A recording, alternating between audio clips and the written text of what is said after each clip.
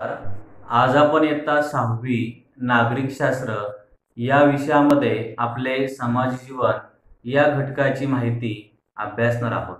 आपण इयत्ता 5वी मध्ये परिसर भाग 2 या विषयामध्ये माणसाचे भटके जीवन, गुहेमध्ये राहणारा माणूस इथपासून तर माणसाला स्थैर्य कशा प्रकारे लाभले, म्हणजेच माणसाची उत्क्रांती कशा प्रकारे झाली या घटकाची आपण परिसर भाग 2 यामध्ये अभ्यास केला. यावर्षी आपण नागरिकशास्त्र या विषयामध्ये आपले समाज जीवन अभ्यासणार आहोत. या घटकामध्ये जे उपघटक आहेत त्यामध्ये माणसाला समाजाची गरज का वाटली, माणसातील समाजशीलता, आपला विकास आणि समाज म्हणजे काय या उपघटकांची आपण माहिती अभ्यासणार आहोत. त्यामध्ये पहिला उपघटक आहे माणसाला समाजाची गरज का वाटली. आपण पाहिलं की प्राचीन काळामध्ये माणूस भटके जीवन जगत होता आणि तो अन्नासाठी, शिकार करण्यासाठी, फळे कंदमुळे गोळा करण्यासाठी तो रानामध्ये भटकायचा. जिथे जाईल तिथेच तो राहायचा. मग झाडावर कधी असेल तर कधी तो गुहेमध्ये राहायचा आणि अशा प्रकारे तो भटके जीवन जगत असायचा आणि त्याला स्थैर्य हे लाभलेले नव्हते. परंतु हळूहळू अनेक शोध लागत गेले आणि नवश्मयुगाच्या काळामध्ये लागलेला महत्त्वाचा शोध म्हणजे शेतीचा शोध. आणि हा शेतीचा शोध लागल्यामुळे शेती करण्यासाठी तो त्या ठिकाणी स्थिर झाला आणि घरे बांधून राहू लागला.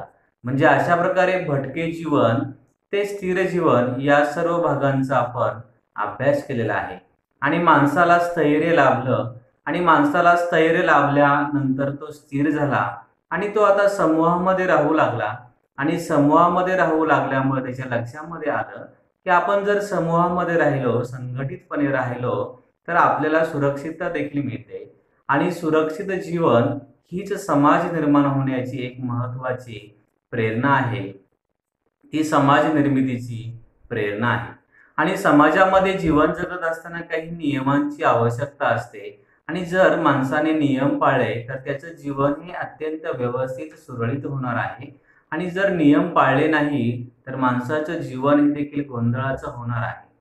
दैनंदिन व्यवहार सुरळीत चालण्यासाठी माणसाला नियमांची गरज असते आणि माणसांनी जर नियम पाळले तर त्याचं जे काही दैनंदिन जीवन हे सुरळीत होणार आहे. आणि या नियमांच्यामुळे रूढी, परंपरा या देखील निर्माण झाल्या, काही संकेत निर्माण झाले आणि माणसाला स्थैर्य लाभले. यानंतर आपण दुसरा उपघटक अभ्यासणार आहोत, माणसातील समाजशीलता. जर आपण विचार केला तर स्वभावतः माणूस हा समाजशील प्राणी आहे. समाजशील म्हणजे काय, तर माणूस हा समूहानेच राहू शकतो, समाजाशिवाय तो राहू शकत नाही. जसे प्राणी जंगलामध्ये एकटे राहतात तसे माणूस हा माणसाशिवाय राहू शकत नाही. म्हणजेच तो समाजशील आहे. त्याला समूहामध्ये, समाजामध्ये राहणं हे आवडतं आणि त्याची गरज असते आणि त्यातूनच त्याला सुरक्षितता देखील मिळत असते. माणसाच्या काही शारीरिक गरजा असतात. मग या शारीरिक गरजा कोणत्या असतात बरे, त्यामध्ये अन्न, वस्त्र आणि निवारा या माणसाच्या शारीरिक गरजा असतात. मग त्यानंतर माणसाच्या काही मूलभूत गरजा देखील असतात. माणसाच्या मूलभूत गरजा म्हणजे ज्या गरजांशिवाय तो जगू शकत नाही अशा गरजा म्हणजे मूलभूत गरजा. आणि जशा शारीरिक गरजा आपण पाहिल्या तशा मूलभूत गरजा कोणत्या आहेत बरे माणसांच्या, मग त्यामध्ये अन्न आहे, वस्त्र आहे, निवारा आहे, शिक्षण आणि आरोग्य या मानवाच्या 5 मूलभूत गरजा आहेत. शारीरिक गरजा आपण अभ्यासल्या, मूलभूत गरजा अभ्यासल्या, तशाच माणसाच्या काही भावनिक आणि मानसिक देखील गरजा असतात. सुरक्षितता वाटणे, आनंद झाला तर तो कोणाला तरी सांगावासा वाटणे, दुःख झालं तर ते देखील कोणाला तरी सांगावंसं वाटणे, म्हणजे आपलं मन मोकळं करणे, बोलणे, गप्पा मारणे, सुरक्षितता अनुभवणे या मानवाच्या भावनिक आणि मानसिक गरजा आहेत. आता आपण पाहिलं की माणूस हा समाजाशिवाय राहू शकत नाही. त्याला नेहमी समूहामध्ये राहायला आवडतं आणि मग कुटुंबातील लोक असतील, नातेवाईक, मित्रमैत्रिणी यांचा सहवास आपल्याला आवडत असतो. आणि माणूस समाजामध्ये राहतो. समाजामध्ये राहिल्यानंतर माणसाला काय मिळतं बरे, समाजात राहिल्यामुळे माणसाला त्याच्या गरजा पूर्ण होतात, माणसाला सुरक्षितता लाभते आणि त्याच्या शारीरिक, भावनिक, मानसिक आणि मूलभूत देखील गरजा पूर्ण होत असतात. आता ह्या गरजा कशा प्रकारे पूर्ण होत असतात? तर गरजेतूनच शोधाची निर्मिती होत असते. म्हणजे गरज निर्माण झाली तर वेगवेगळे शोध लागतात आणि अशा प्रकारे माणसाच्या गरजा पूर्ण होण्यासाठी काही उद्योग आणि व्यवसाय हे निर्माण होतात. आता मग या उद्योग आणि व्यवसायामध्ये काम करण्यासाठी माणसांची आवश्यकता असते. माणसामधील असणाऱ्या क्षमता, त्यांचे कौशल्य यांचा विकास देखील हा समूहामध्ये होत असतो. आणि उद्योगामध्ये, व्यवसायामध्ये एका उद्योगावर अनेक उद्योग, एका व्यवसायावर दुसरे व्यवसाय अवलंबून असतात. जर आपण उदाहरण घ्यायचं असेल तर आपल्याला लिहिण्यासाठी, वाचण्यासाठी वही आणि पुस्तकांची आवश्यकता असते. मग वह्या, पुस्तकं जर तयार करायची असतील तर त्यासाठी झाडांची गरज असते. झाडं लावणं आवश्यक असतं. नंतर ही झाडं लावल्यानंतर कागद निर्मितीसाठी आवश्यक असणारी झाडं कारखान्यापर्यंत आणणे, त्यावर प्रक्रिया करणे, त्यापासून वह्या करणे, पुस्तके करणे, यासाठी यातूनच एका उद्योगातून अनेक उद्योग, पूरक उद्योग हे निर्माण होत असतात. आणि म्हणूनच माणूस हा समाजशील प्राणी आहे. तो समाजाशिवाय राहू शकत नाही. यानंतर आपल्याला पुढचा उपघटक अनुभवायचा आहे, अभ्यासायचा आहे, की आपला विकास. समाजामुळे माणसाचा विकास होतो.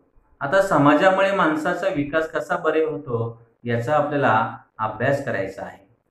समाज हा मानवाच्या नवनिर्मितीचा आणि विकासाचा मुख्य केंद्रबिंदू आहे.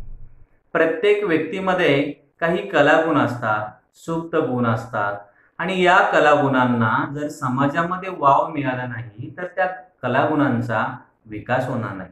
समजा आपल्यामध्ये वक्तृत्व कला आहे किंवा निबंध कला आहे, खेळाचे एखादं कौशल्य असेल, गायनाचं कौशल्य असेल, वादनाचं कौशल्य असेल, परंतु हे ओळखण्यासाठी, त्याचा विकास होण्यासाठी आपल्याला समाजाची गरज असते. आणि समाजामध्ये आपण हे आपले कलागुण सादर करतो, त्यातून आपल्याला प्रोत्साहन मिळते, प्रेरणा मिळते. म्हणजेच माणसातील कलागुणांचा विकास हा समाजामुळे होत असतो. यानंतर माणसाला भाषा अनेक येत असतात.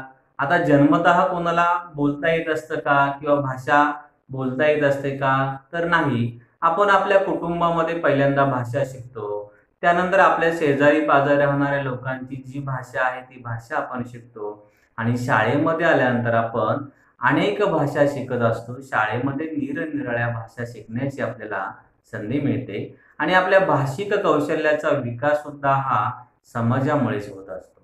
त्यानंतर मानवाच्या ज्या काही भावनिक क्षमता आहे, माणसाची जी विचारशक्ती आहे, जी अभिव्यक्ती स्वातंत्र्य आहे, जी अभिव्यक्ती शक्ती आहे, या शक्तींचा देखील समाजामुळेच विकास होत असतो. आपल्या काही भावनिक क्षमता असतात किंवा आपण जर शाळेमध्ये निबंध लिहायला दिला, विषय जरी एक असला तरी प्रत्येकाचे निबंध, त्यातील वाक्य, त्यातील विचार हे वेगवेगळे येतात. तर असं का बरं?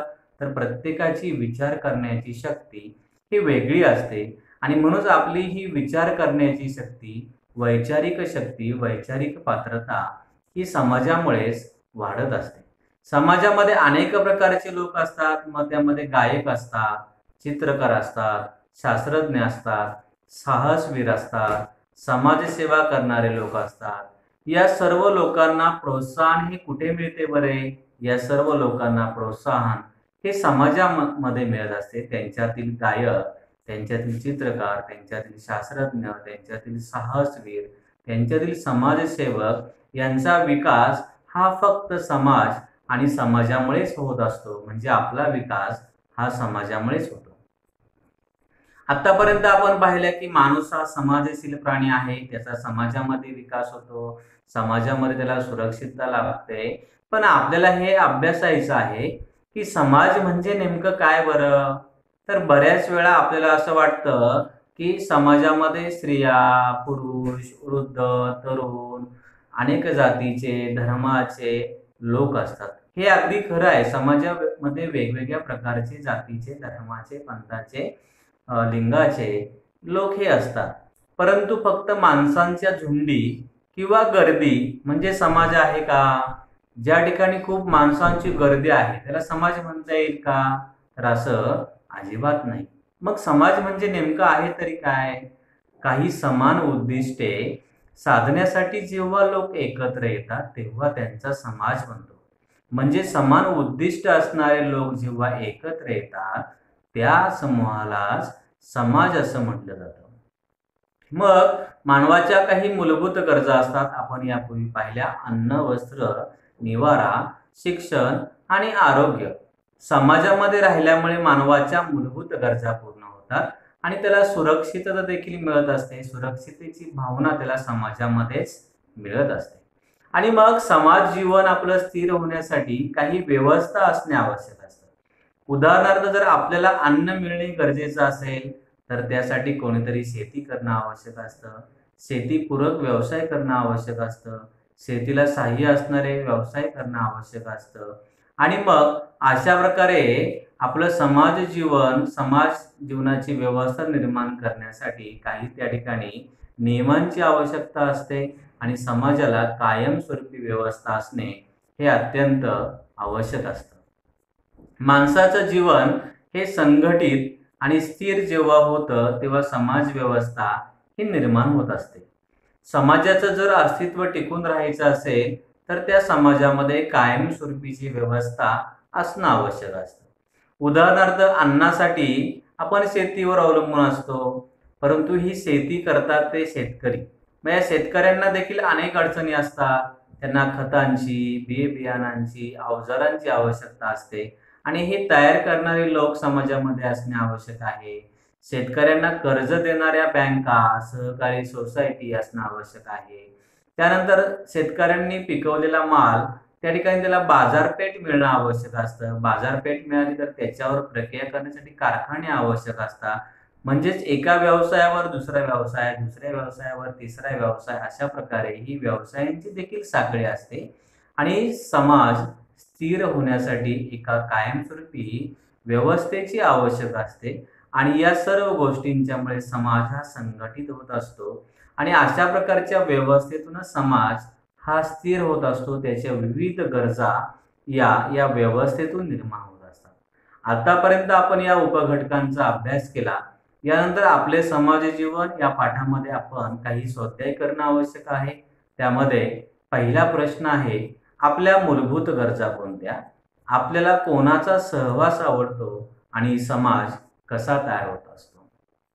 आतापर्यंत आपण आपले समाज जीवन, मग त्यामध्ये माणूस समाजशील आहे, समाजामुळे माणसाचा विकास होतो, समाज म्हणजे काय आणि समाज जीवन स्थिर होण्यासाठी काय कायम अशा व्यवस्थेची आवश्यकता असते याचा आपण अभ्यास केला. या पुढील भागामध्ये आपण समाजातील विविधता अभ्यासणार आहोत. धन्यवाद.